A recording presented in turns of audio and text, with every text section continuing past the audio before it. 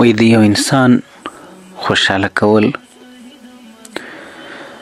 د هغه زړه رانیول، د هغه ستونزه او مشکل کې په هغه ستړي کې ورسره درېدل، کومک او مرسته ورسره کول، خپل وس ورسره شریکول له هزارو سجودونه غوره او بهتره کار دی.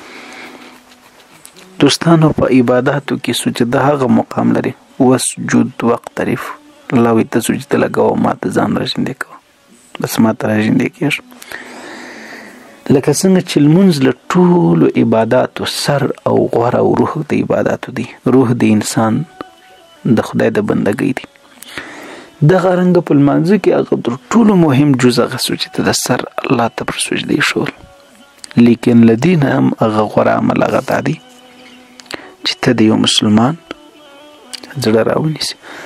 نبی کریم علیه السلام مبارک فرمایي په هغه وخت کې هغه دعا د ځان لپاره غنیمت وګڼه، یعنی دونه لوی او مهم شی ده چې یو څوک ستا د وجې خوشحاله، ستا د وجې په امان، ستا د وجې یو مشکل حل سي، یو درد دوا سي، او لاس درته پورته کړي یا سر درته سر تور کړي، او څو خلک خو نو کله کله سر تور کړي وایي الله دې دواړې سمې کړه. دا دعا دې د ځان لپاره غنیمت وګڼه. د هر مرض ما سوا له مرګ نه د هغه دوا او علاج ضرور شته، خو لیکن دا د الله په اختیار کې دی چې په دوا کې شفا، دغه دوا د ستا د مریضۍ د ختمولو سبب، د ستا علاج او ستا کوشش. دغه رنګه دوستانو هر څه پر دې خبره قیاس کړي. نو اول الله ته دعا کوي، اول الله ته خواست کوي، الله تعالی دې ما او سره د څومره چې مریضان په دې دنیا کې دي ټول مسلمانان الله دې روغ صحت او شفای کامله ورله ورکړي. الله دې د هر مسلمان ناروا اوري، الله دې حاجت ورپوره کړي چې څه ضرورت لري، څه حاجت لري.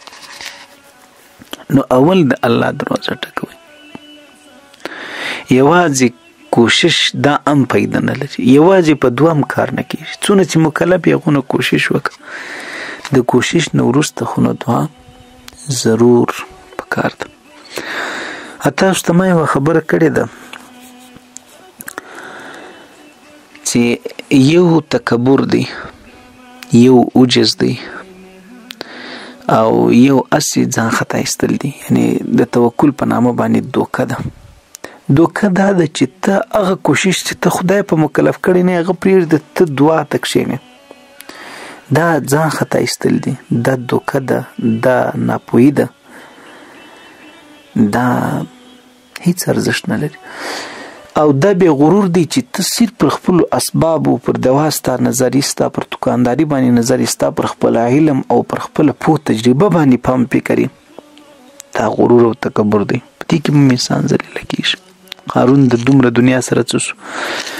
او دا بیا عجز دی په یقیني معنا باندې چې کوم کوشش پر تا الله کړی دی هغه کوشش وکړي، وروسته د الله په دربار کې لاس لا پکې چې الله هر څه ستا په اختیار کې دي، سر هم په خلاص.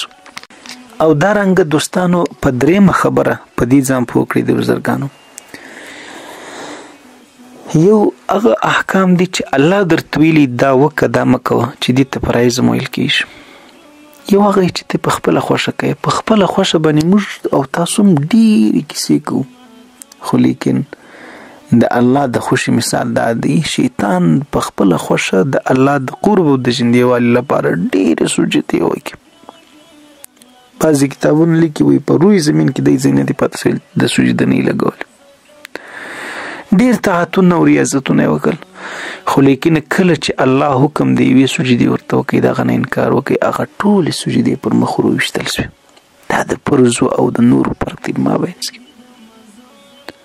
سر هم په خلاص ولو دوستانو. نو د الله حکم بس الله دې موږ تاسو ته توفیق درسره راکړي په صحیح توګه د ادا کولو.